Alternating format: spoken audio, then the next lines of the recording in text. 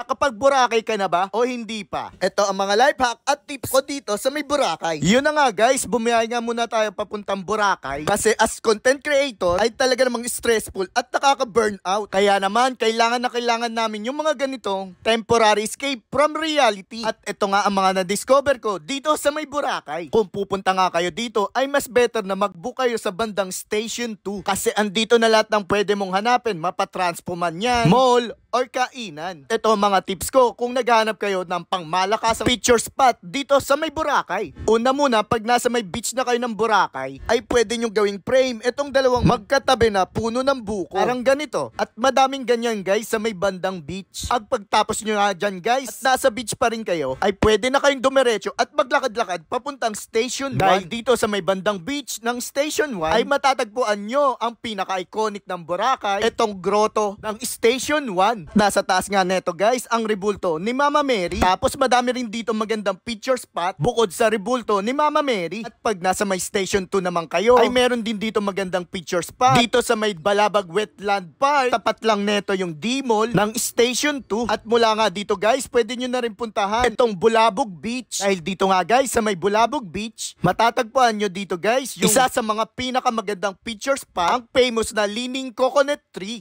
At kung mapapadpad nga kayo sa may bandang Puka Beach, ay suggest na doon na lang kayo magpa-breads or magpa-design ng hair. Kasi mura yung presyuan nila kesa dito sa may mismong beach ng Boracay. At alam ko dito sa may Boracay, napaka-pricey ng mga kainan dito. Tignan nyo naman, drinks pa lang nagpa-price range na ng 150 to 200 pesos. Pero ito, share ko yung pinakamurang kainan dito sa may Boracay. Dito nga guys, hindi aabot ng 100 ang kada isang order ng ulam nila dito. Alam nyo ba guys, since 1995 pa to. At ito nga ang Jasper's Top Silog and Resto. Located nga to guys sa may Station 2 at halos tabi lang ng D-Mall, Boracay.